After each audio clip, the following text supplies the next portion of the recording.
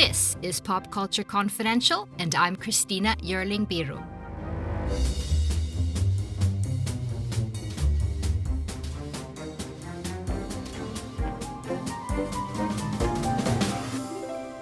Hey everyone, welcome to the show. Another Cannes Film Festival is in the books. Great movies, some less so. Early mornings, reviews, hard work. Today we're rounding up the festival, breaking down the winners, and sharing some behind the scenes from our time on the croisette. Joining me, the connoisseur of cinema and croissants, Monsieur Ryan McQuade of Awards Watch.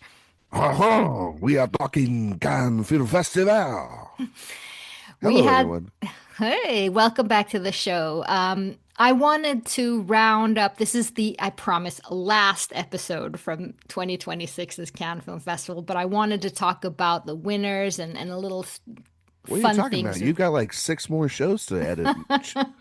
This woman has been working her ass off during this festival. I want I everyone to do have know how. interviews coming up, but that's a different I thing. know she does. She's got work out the wazoo coming out of this festival, and rightfully so, because she's one of the best in the business, Okay, well, so are working her you. I tail mean, we off. worked hard this year. We did. You know what? We did. We worked hard, and we did play hard a little Mhm. bit too. We did.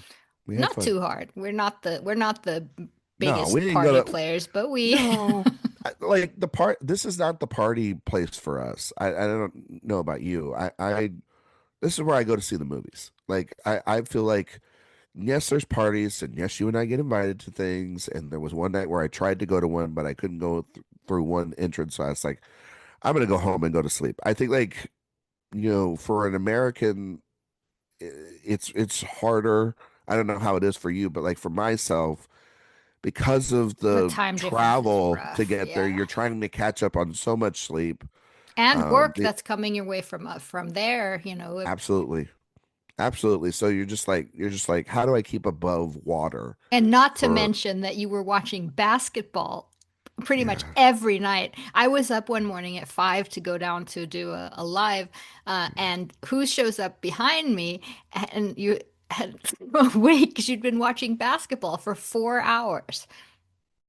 yes. Like that's the loyalty I have. Loyalty's a big thing, Christina. And I respect that. um, I was. Will I say now, in retrospect, was it crazy? Absolutely. Will I say by the end of this series, because we're in the midway point of the series on the time we're recording, I'll let you know if it was worth it or not. But still, it was worth it because like it was such a good game. Um, But but I'm impressed uh, because you did still file your reviews, you watched the movies, you did your thing. So you know what? I'm not your mother. You want to watch you're it? not. But everything got done.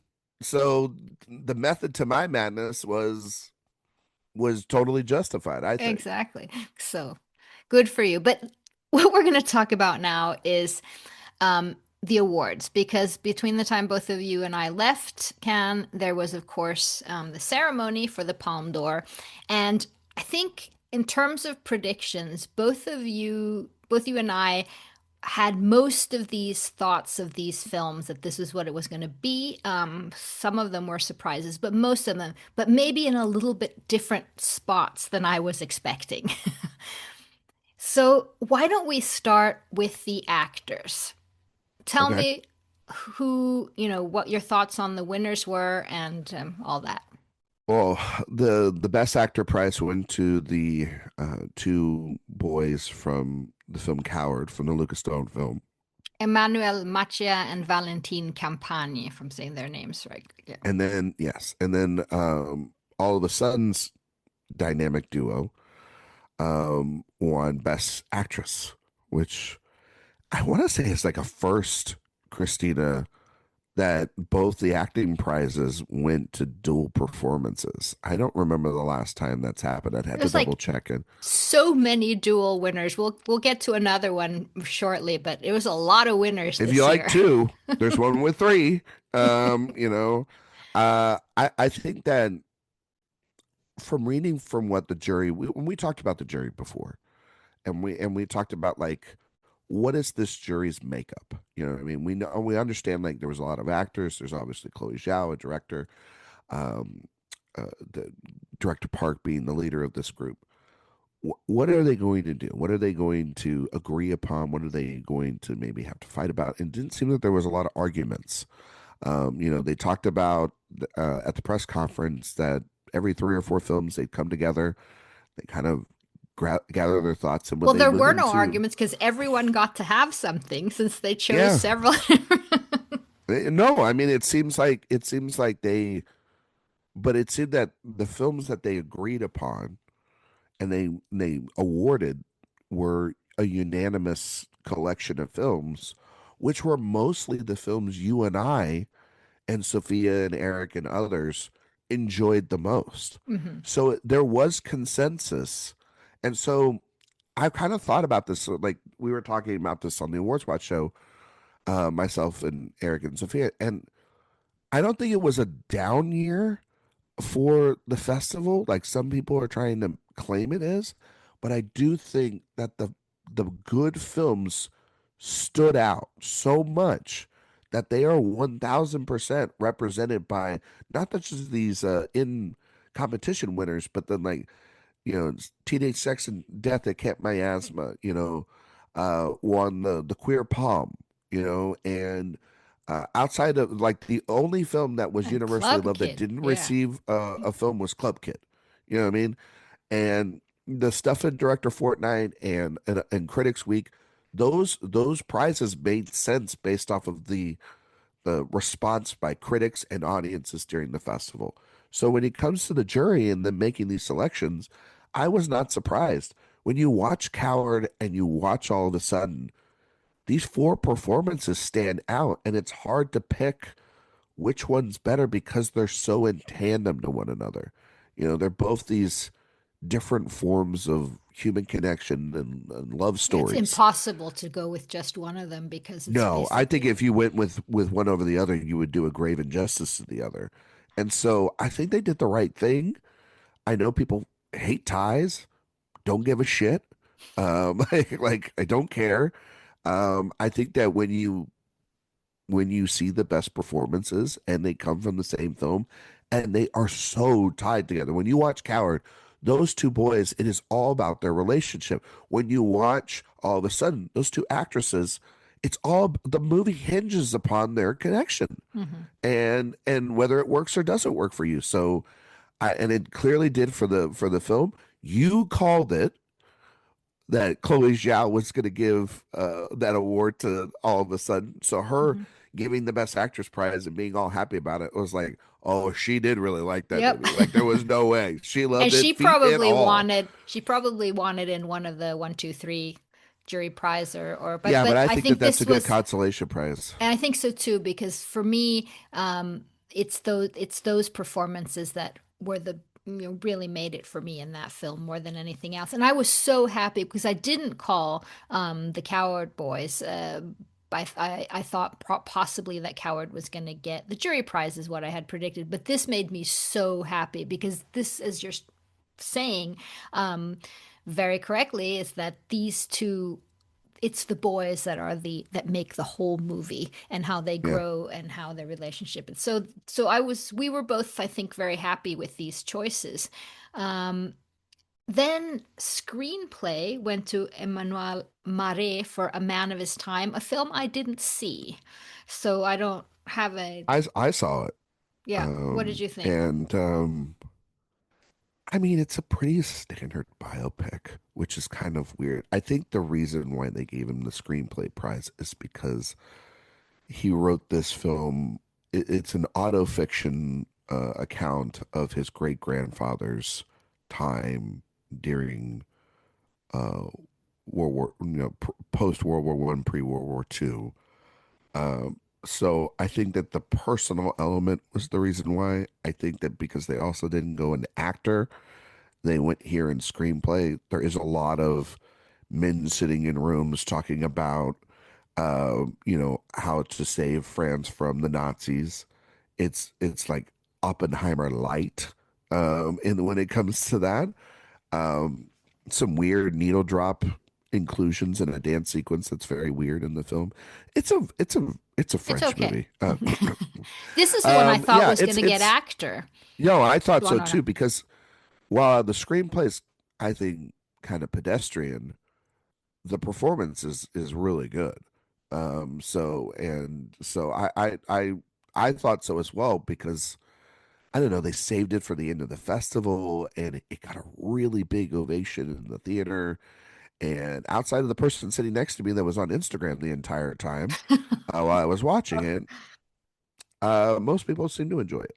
So, but yeah, so they're not all the best films, but I understand the personal connection, and I can understand also art, like the artists seeing that Does it feel very it's t timely considering sort of the right wing yeah. I mean, he winds plays a blowing man. Europe? He plays a it's Arno, Arnold, yeah, Arnold who is the lawyer in on the good Anatomy of a lawyer in Fall. Anatomy of a Fall.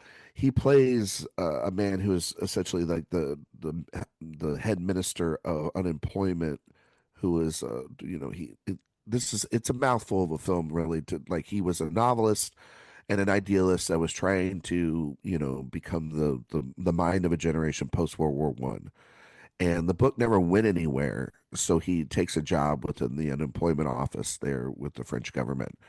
And slowly but surely, the Nazis sort of just kind of ease their way into there. And he has to make a lot of compromises. And the is structured around these real life letters from his great grandparents that the director had. And the rest of the stuff around it is just sort of fictionalized, like what might have happened, the dilemmas that he might have faced. And so it is an interesting premise. I just don't think that the screenplay is really like special. It's not like some of the other films, or even films that weren't Yeah, awarded I that thought I think are Fjord much was more going to get special. this, and I think that was the most people's predictions. But Well, I wasn't on that. I think I was. We'll talk about it with the palm, but yep. when I saw that film, I was like, I think it's more than just screenplay. But this one, I mean, it makes sense just kind of from the concept alone. So it's an Um, innocent winner. Best director. Now this was interesting and a little This bit was chaotic wild. and Yeah, wild and I don't think it turned out exactly the way they wanted it to. But this went to three people. First, Los Javis, Javier Calvo and Javier Ambrosi for La Bola Negra, which the day before had just crashed onto the scene and people were loving it so much. And Pavel Pawlikowski for Fatherland, who I was sure was going to get one of the one, two, three top prizes we'll talk about later.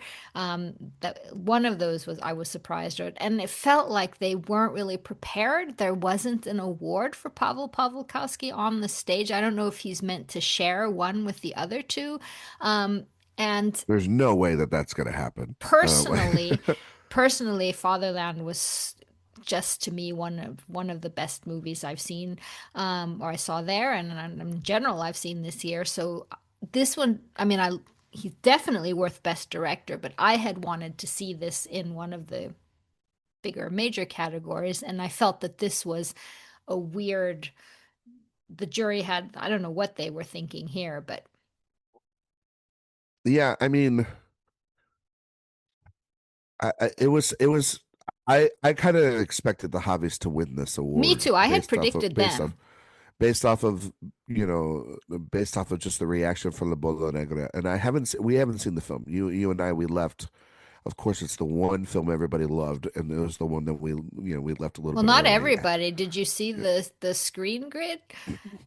It's Yeah, the got screen grid, low reviews. but a lot of critics that you and I trust Oh more yeah, than the the people damn I screen trust. grid like loved it. You know what I mean? And it was so. And also, it's not surprising. Like the first, it's oh god, we live in such a sidebar.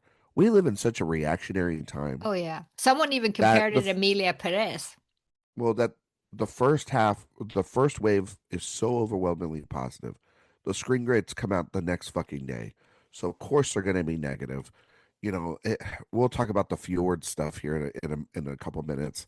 Just like I want everybody to like go touch some grass outside and get over themselves. Like, people can like these movies and it not be a national emergency, you know, Or and dislike it's them. or dislike them, but it doesn't. But sometimes the dislike feels disingenuous. Mhm. It comes off as sport rather than actual criticism. And if you want to criticize a film I haven't even seen, go on ahead and do so. If you want to love it, go ahead and do so. But don't be reactionary. Mhm. Be constructive in your criticism. And I don't think that I saw a lot of constructive criticism. I saw a lot of reactionary criticism over the last 2 days since these winners came out.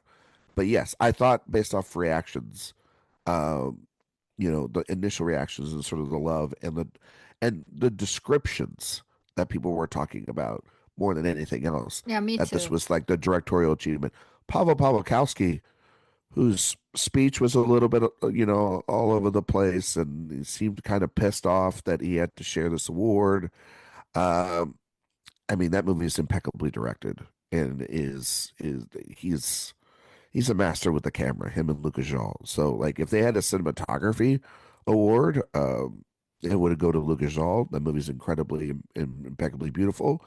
And to compact this sort of emotional story of Thomas Mann and his family in a like 80-minute film is it's one of the reasons why I expected it to be one of the best of the fest, and it was. So um I think they could have prepared that a little bit better, but again, every award show's not perfect, folks. Even the Cannes Film Festival won. Yeah. So The one that surprised me is the jury prize that we're coming to because I thought 'cause basically, if you don't know, there's like the Palme d'Or, the Grand Prix, and the jury prize. Basically, one, two, three, one could say. And I was thinking that Fatherland would be one of them, or even though the other two I was sure would be there. But this went to The Dreamed Adventure by Valeska Grisbach, and I had not predicted this at I heard all. like nothing but like mid reactions Mid, to this yeah. thing. So, but there's A always lot of that people film that, talked about the actress, so that was in yeah, play,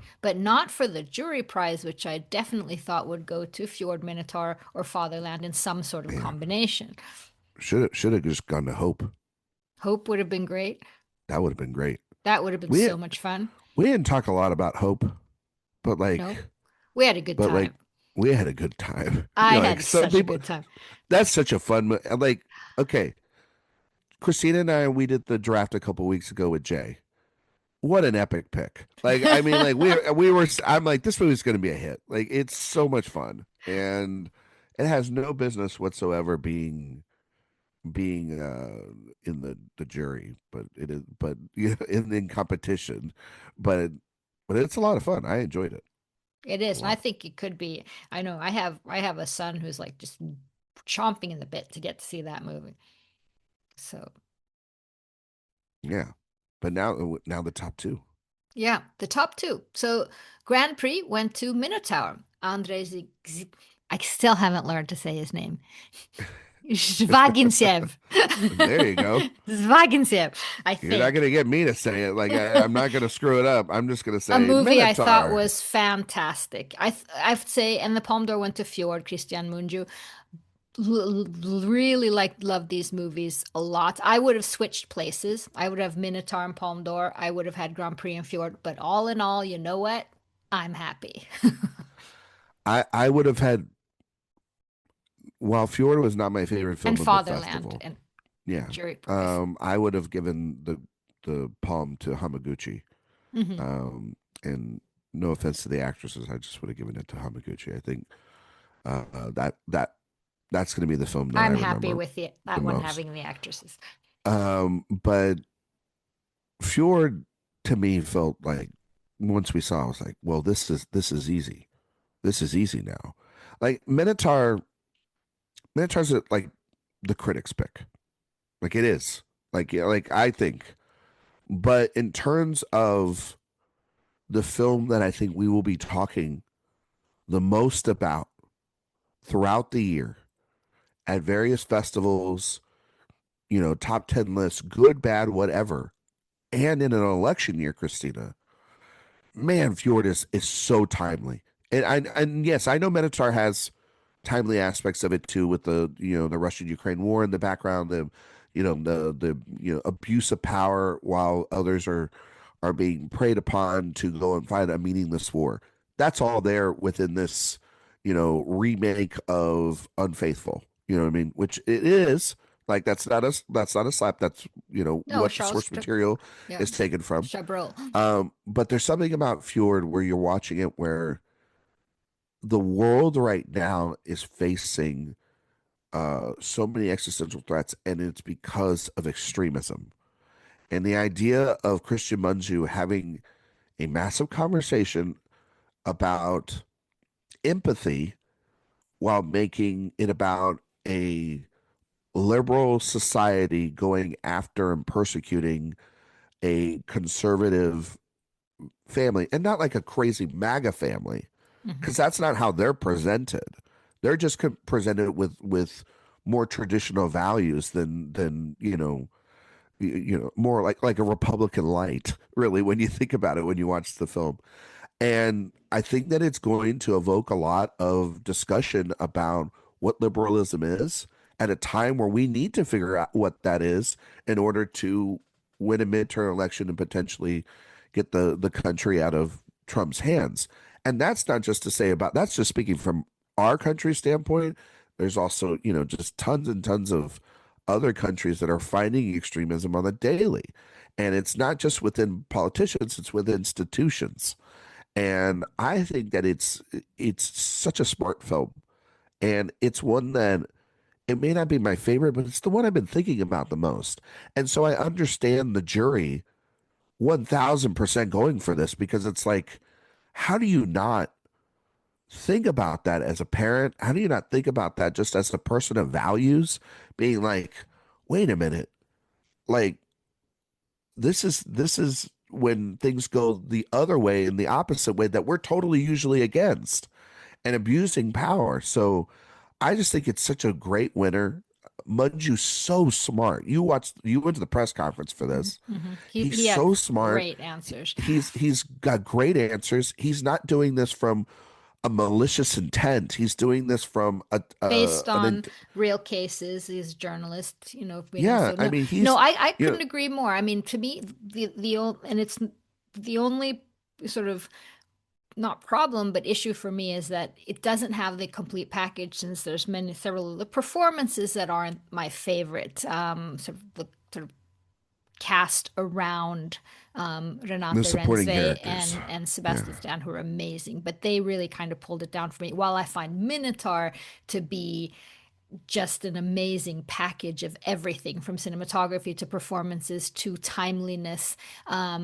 So it was kind of more of the package, I think but they're speaking to one another in a lot of ways as yeah, well. These two exactly. films. But I do Yeah. agree that we have not seen a filmmaker do this perspective that Monju does in this, and kind of everyone was kind of stumped afterwards, thinking, how should I think of this? And what I are think that they it's got sides? Are there not sides of this story? And I think that made it really interesting. So I agree from the perspective of the jury possibly sitting and saying which of these movies is going to be a conversation for the rest of the year, of the season, it'll be this one. So not my favorite either, but still really, really good.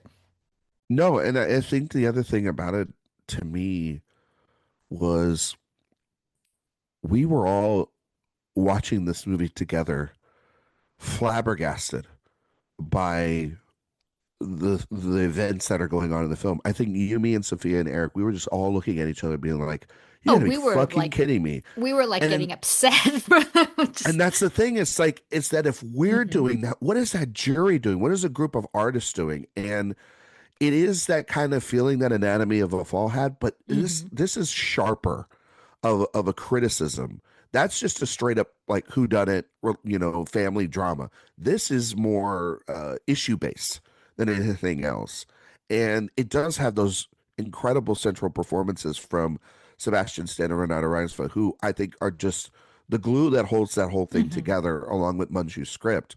And I think it's also got the ability to like I mentioned this. I wrote the full review over at Awards Watch, and I think the movie's incredible. And I can bypass some of the supporting performances because the themes are so relevant and present, and they're not punching you in the face. They're asking you questions. They're challenging. And when I started seeing a lot from critics that were, once the film won the palm, there was this like, oh well, this is the stupidest fucking movie of all Yep. time, and it was like, no, actually, it's showcasing right now. This movie is showcasing exactly what it's intending to do. It is showcasing the supreme liberal people that are going to be offended by this. And if you're smart enough to realize that this is actually not a damnation on liberalism as a whole, but rather extremism of both sides, and that there should be empathy the way that Munju has talked about for all, and that we should live in extremism on And either how side. kind of how we've lost the ability to communicate or even try to Yeah, communicate or ask any questions or try to figure anything out at all it's literally the just the I mentioned it in the review, but it's like on all sides. it's taking the idea of love thy neighbor and turning it in almost into a horror movie, Hmm. because we don't empathize with people anymore, and I think the film totally understands that. And so I don't think that it is some sort of, I saw some people just absolutely dismiss it as like it's the coda of Palme d'Or winners. It's Euro trash. It's all this stuff, and it's like, you guys don't know what the hell you're talking about. Like, this is one of the more complex winners that we've had. You know, it's more Parasite than it is coda. You Hmm. know, and so in terms of just a a movie that has something to say, and now with its Palme d'Or win, I mean, Christina, I think that this is a movie. I'm going to go out on a limb. Like, this is a movie that could go all the way. Like, if it because Neon's involved with it, because it has those two actors that people love. It's got a director that people really respect, and I expect him to get a lot of love later in the year. It's a thorny topic. Depending on the midterms, it could really itself up. Neon is in a great position with this thing where I think that this might be one of those films that we're talking about for the next 8 months. Oh, that definitely. We're definitely it's going to be an award season staple, that's for sure. You mentioned Neon. This is their seventh win in a row. That's pretty Yes. spectacular. Yeah. I mean, this one though is different. This is like a Nora, where they had the film, and even you know, last year they had sentimental value going in that won the Grand Prix. They their main films the last couple of years have really been films that they've already owned, Hmm. and less so the buying at the last second. I mean, they did that with It Was Just an Accident, but they knew all along that sentimental value was their film, and it was, Hmm. you know. And so going into the fest, we knew that this was a possibility for them. It's not a shock that they've won. I mean, they buy like 6 or 7 films. Yeah, they had They six have in competition, right? Nine total. Yeah, and I gotta say, they have the pulse of these juries, and they know they have quality films. They always have mostly the best ones.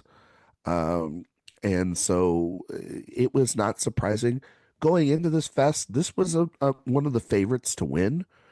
It just had to deliver, and it did. Um, they also have Minotaur, so they have the Grand Prix as well. They have All of a Sudden, which is the actress winner. But Christina, I think the big news was La Bola Negra getting picked up by Netflix. Netflix. And Netflix, if you look at their slate, and this is not a slap towards their slate, it's a bit thin on like a big contender.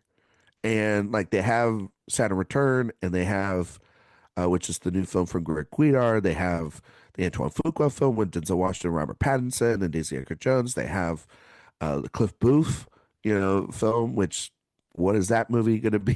Like, who Fincher. knows? And with Fincher, and they moved Narnia to next year, so they don't have that film on their slate.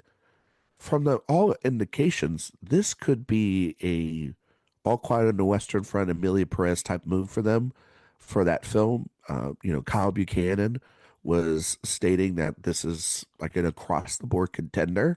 Hmm. That remains to be seen. It's very early in the season, but Netflix is going to push this, and it'll be at Telluride. It'll be at New York. It'll be at across the festivals, and then we'll move this one. And so, um, Fjord has competition. You know what I mean? Last year it was they have it all in house, and you know this. You know my thought process is that if multiple contenders are under the same umbrella, like a One Battle in a Sinners or a sentimental value in a secret agent, the film that seems to be the one that's more of the front runner from the start is always the one that they're going to put their money towards. So Fjord versus probably La Bola Negra is going to be the fall um, battle, with maybe potentially, I think Minotaur will be like the Minotaur. critics pick, and I think it'll be the one that kind of sneaks in there, and Minotaur, I think, could have broad appeal. Again, it's a, you guys are really inf hard on the heavy infidelity on this thing. story. It I'm ain't just gonna have as saying. much as it ain't gonna have as much as the palm. I'm gonna tell you No, this right no, now. fine, but I Like, don't think yeah. it's gonna. It will definitely have more than All of a Sudden, a 3 hour, 40 minute film Yeah, with a no, that's I set mean of, that yeah. yeah, no, I yeah, You agree the on that one. I agree with you on that. You know what I mean? Because it's got like an hour less um And then, than and yeah, but I do think that I don't think though, and I am not like you, Eric and Sophia. I do not think Minotaur is. I think its pace is slower than oh you guys are no, giving it credit it's for, and super thrilling. I don't. I mean, there's like a camera shot that like going around an entire apartment, and it just is like Which it is feels like it takes thrilling. forever. You know what I Okay. mean? And so I don't think that it's going to play like a broad appeal, even when it goes to theaters or when But it a goes 20 to minute festivals. whiteboard scene, and all of a sudden is I just conceded, yeah, ma'am, here's that it's not going to be as that. And yes, because you wonder why? Because that has dialogue and it's explaining itself rather than just this slow no, but it's a camera moving I don't want to around. say what that scene's about, but it's incredibly thrilling. Oh, I Anyway, know what it's about. moving I get on. it. Yeah. But I don't, I'm talking about just No, I mean for regular the audience listener. members. They're not gonna, they're, you know, there's the whole debate between all of us about like, would this movie play on Netflix? And if it was a Netflix film, but I'm like, no, it wouldn't. Like, Right. And I it wouldn't do that. and we say it will. So all right. Their big films are going to be Fjord and just from a box office standpoint, Hope. Like, Of course, yeah. Minotaur might win like I could see New York film critics going for that, and I could see them, I could see it played with like the Gothams. Hmm. But like, last year it was just an accident was the film that the critics really circled around. Obviously because of Panahi and the political statements that it made. And then by the time it got to the Oscars, they were like, that movie, Sentimental Value from the Joachim Trier guy, we'll go with that, We'll go with you that know. one. And I think that that's kind of what's going to happen here. Now, Yeah, that's yeah. of course if Fjord qualifies, which I think it does qualify, because it can't be over 50% English. And Oh, I think it will. Yeah. I think it qualifies. Mhm. Yeah. I think people are because it has a hint of English in it. Yeah, You know but what I not mean? People go enough. crazy, but I think it qualifies. Right.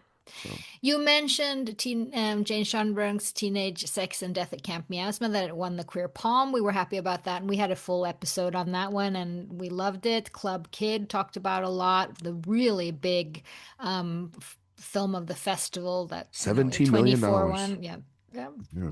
But I want to talk to you about some of the films that going in, everyone thought, had great expectations for, like James Gray's film, Corrieda, Sheep in a Box.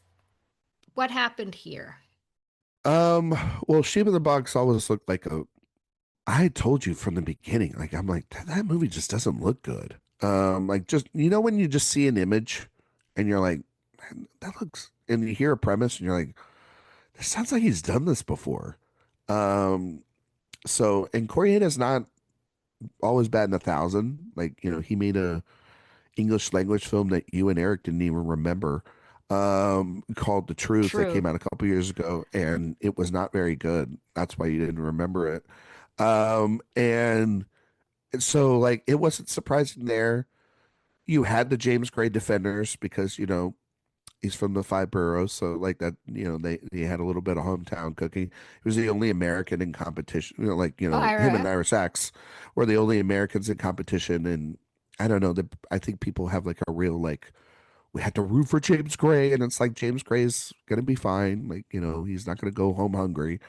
And I think that that film is supremely uneven, and As do I, with people who heard me I say that. think, but I think that people, you know, Christina, people have blinders for their favorites, and I think James Gray is a favorite of a lot of people as a person and as a filmmaker, and I think that uh, there are certain flourishes in that film that are some of the best that he's ever maybe done, like the scene in the grass and the staircase Yeah, those are scene with epic the set home invasion. pieces. That's They're not. great set pieces, but the film around him are just kind of like the same old that we've seen him do before. And so, um, yeah, there was that, and then I mean, like, you want to talk about The Unknown, the movie that The you worst pieced out film on? of the best, my God. Christina did maybe one of the funniest things. I was writing notes for Arthur Harari's film, The Unknown, and we were all sitting there in the front row watching this thing. And the mirror scene happened like we talked about. The sex scene happened like we talked about. It was just like bam, bam, bam, bam, bam. Everything was happening exactly the way we were predicting it before going in. And Christina just grabbed my notebook across Sophia's lap and wrote, "Give me," because she was going to take back our stuff because we were going somewhere afterwards. And she basically said, "Give me your bag. I'm getting the fuck out of here." And she couldn't take it anymore. I told her what the It ending was of the film making my was. skin crawl. I could not It, stay. I it mean, I thought it was easily the just worst movie of the festival. pretentious gobbledygook that I think Harari really needs to work with his wife, Justine Tree, because if this is his sort of female experience, it's a body swap film, really, with Justine Tree, but very French. I just thought it was unbearable. Yeah, I had to see it all the way through because I was reviewing it. But when I did, I went at a certain point after you left. I stopped writing notes. I just threw it to the ground. I crossed my arms and I was just laying out. There was like tons of just like sighs and just like I was. It was awful. I mean, but that's the thing is like back to back years I've walked out of the festival watching easily one of the worst films of the year, but that doesn't mean that it's the worst festival I've ever been to. I mean, my God, you would, but it was disappointing because it came in as the most controversial, going to be talked about film of the festival, and then it was just like Mhm. this is the thing everyone's going to be talking about. So, no, I did not care for that. What was your You best know, movie? If you pick one. I know we all have several, but Well, you're gonna get mad because you ripped it earlier, but I have I what have profound love rip for all of it? us for all of a sudden, and I do think though this is Christina mentioned the whiteboard scene. Some people think that it's the best scene of the year. Now, I don't think it's the best scene of the year, but I think it's a Oh, very I effective mean, scene, and I this think that there are people like you that find that fucking scene absolutely annoying. So. I think that that scene's the litmus test for people because it's right. about the No, I halfway point of the admire film. this movie as opposed to The Unknown and other films Yeah, that but weren't I for do me. think that that's. Do Yeah, you think I that's thought fair? the Like re that scene's really gonna I make do. or break you There's by an that point. opening scene in the theater that I thought was magnificent. I mean, and Yeah, the relationship between the two women, they so deserve the Best Actress prize that they got together. But all in all, in general, it was not an emotional film for me. But and it seemed to really grab people emotionally in ways that it didn't for me. While other films, like Fatherland, for example, and were Christina, give it another shot later in the year. absolutely. No, no. Yeah, That's gonna happen. there's something because I kind of want to. I want to rewatch Minotaur. You know, I really, there was a, if I would have done the review of all of a sudden, Sophia did that over on the website at awardswatch.com. I told her, I said, I'm glad that you did it because I would have needed a second viewing actually to Hmm. fully articulate everything I needed to see Yeah, I there. need a So second viewing too. I mean that's and several when festival viewings can sometimes, when it's it's a tired, hard it's one like because the it's like third or three fourth. hours Yeah. and it's like in the middle of the day. And Minotaur, maybe it'll pick up for me the pace wise but it is I do think it is a slower film than people Hmm. are giving it credit for. But I do think its themes are incredible. Like don't get me wrong there. I think I just have like a pacing issue. With it. It goes on 0.75 speed for me in my head. Hmm. But there's no denying like one of the scenes of the year is, or at least from the Cannes Film Festival, and it will probably go down as scene of the year, is is the scene where a mother is absolutely just destroyed by the fact that her son is being sent off to war, and then the final shot, not the clouds, not in there, but the final shot on the ground of, and I won't give it away, but of like a poster like Yep, that, being on a billboard is truly like he should have ended it there because that's a big like fuck. it That's is. that's that hits you hard.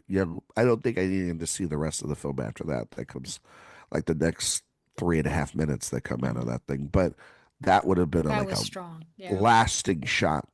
But I think a lot of films, even Fjord and even like, all of a sudden the movies I loved, they, some of them had way too many endings. One or two Fatherland, endings Fatherland took didn't. Fatherland had no the best, Fatherland as just had a that's just wonderful like ending.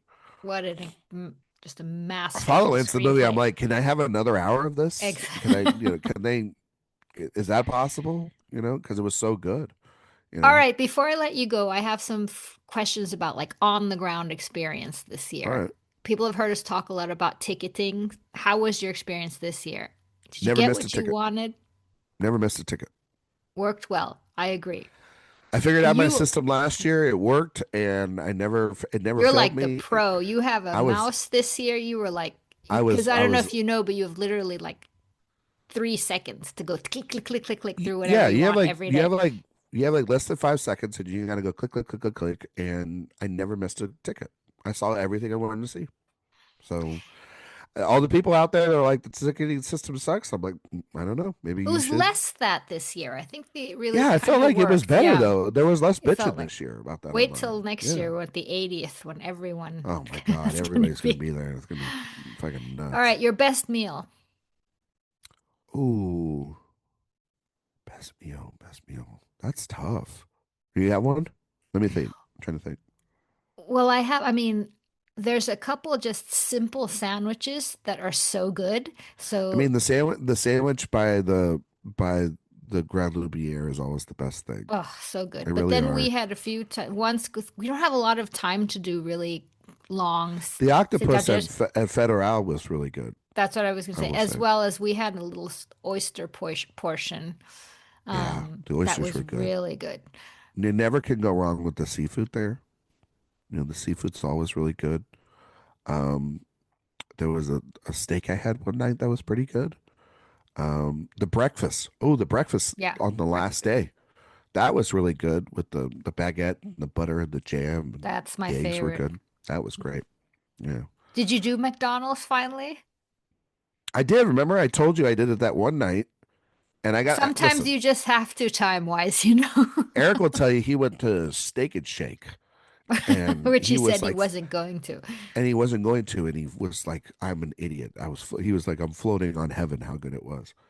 I went to McDonald's one night because I needed to go back and write, and and I got a Royale with cheese, obviously, Of course. and my God, was it good? Like it makes the shit here literally shit. Like it's quality. Like I know that sounds weird, but it really was. And You're in It's a pretty pinch, and expensive. I mean, if you it's do it, expensive though. you Shit. do McDonald's because you have limited, you literally have 10 minutes to run from one line to another. Oh, You don't do it because it's cheaper than one of those great sandwiches outside. I'll tell you the best meal we had was the Greek food. Oh, that was great. That Mm, was great. I had the moussaka, and you had the lamb, and lamb. that was Yeah, good. That was good. Yeah. that Yeah, was yeah, yeah, very yeah. good. Yeah. All right, finally, your best line conversation. Oh, the best line conversation. Well, one I it wasn't in a line, but I was talking with our great friend, and he was on your dispatch, the great Sean Fennessy, when we were talking about things. And it was his first can, which is always great to hear. Um, uh, my best line conversation. I mean, you introduced me to a lot of people um, throughout the fest. I don't know. I kind of kept to myself a lot in the lines this year, just because I was focused. I was ready to go in. Um, did you have one? Did you have No, like but I'll a tell you line? what my one of my favorite things is from here and Telluride. I love when we've gotten through all the stress. We go to a movie together because that doesn't always happen. So we have different jobs we have to do. You know, we split up. But Different once in a while, schedules. Yeah. we will go to a movie we're really looking forward and talking about, and we're all sitting together in a little row, four of us, and we've gone through that line and the stress is over, and then we just start talking about the people we see, about expectations. We make little jokes, who's coming in now. I love that moment as much Those as are I always my do. favorite. Yeah, when Yeah. we get up afterwards and you kind of, because you get the feeling sitting if someone likes it or not, but you really start talking about, did you like it, did you not like it? Those are kind of my favorite going in and out because there's so little time to sit down and reflect, that those moments just are like, yes, we're here, we're not going anywhere, we can make a few jokes, we can, someone always has to run to the bathroom and like I should have gotten water and all that. I We're know. Or bring bring a different caffeinated beverage in if you could. You know what I we're mean? not allowed to. Basically, you're dehydrated most of the time. Well, I you really have your was like, methods. Oh, I I was have too. my methods. I have to. Like I gotta listen. If I'm gonna watch like 3 or 4 of these things a day, and my God, every movie was 2.5 hours long, and they were all in subtitles. It's like, give me a reprieve, please. Yeah, I needed. So I have my methods of getting stuff in for sure. But no, I agree with you. I mean, like when we're all four sitting there, or even like, I have to tell you, one of my favorite moments was you and I sitting there watching Teenage Sex Miasma. Oh, that was fun. and Yeah. watching Miasma together, because we were in the upper deck and we were right over where we could see the cast, and it was the opening night of the UCR. That was great. And at one point, You, right me, and smack in the middle of the movie, when a certain couple songs came, we just looked at each other like, we were just like, we "This is know just this is great." great. Me, and Sophia, all three of us watching Club Kid together was a lot of fun. That was fun. Eric and I watching a movie called Tangles together, um, which is a very emotional film, animated film, and so there were a lot of great moments. But I do think I do think watching Fjord all together was just great Yeah. because we were all like. But there was a couple of times Christina was at theaters, and she was sitting behind me so that she could see the aisle. And I felt like, I felt like in those old movies where people lean in and they're like, I have the government secrets and I'm going to tell you this. And we were doing a couple of times that back and forth. Those were fun. It's always a fun time. But now that this is done, we have 3 months to prepare because The we'll be next one. seeing each other in the mountains the And next there go were going around. to be 7 people to a house. So Yeah, prepare. it's literal full house. Yeah. You know what I mean? So That'll be fun. Ryan, tell everyone where they can read because you guys still have reviews and things coming, right? You have all yeah, your they do. capsules. I'm Yeah, all done. you're They're done. coming. No, with the Yeah. rest of their stuff. You can find it at awardswatch.com. That's where you can find my reviews of Teenage Sex and Death at Camp Miasma, as well as also my mixed review on Paper Tiger. Um, sorry once again to Scarlett Johansson. I kind of ripped her apart in that film. And my glowing review of Fjord. And then I did a section of capsules that have the Samurai and the Prisoner, Man of His Time, and Christina's favorite movie, The Unknown. And then we'll have tons of more coverage coming from the Cannes Film Festival. And yeah, and if you want to, you can hear our K wrap up over there. That will be releasing soon. And if you like podcasts, we have the Director Watch podcast, and we're in the middle of our Christopher Nolan movie series because now that Cannes over, the march on to the Odyssey begins. It And does. so the Director Watch team over there, myself and Jay Ledbetter, we are moving forward with our Nolan series. Fantastic. And you can, of course, follow Pop Culture Confidential wherever you get your podcasts and follow me on X and Instagram, Christina B. Ryan. Until the next one, see you soon.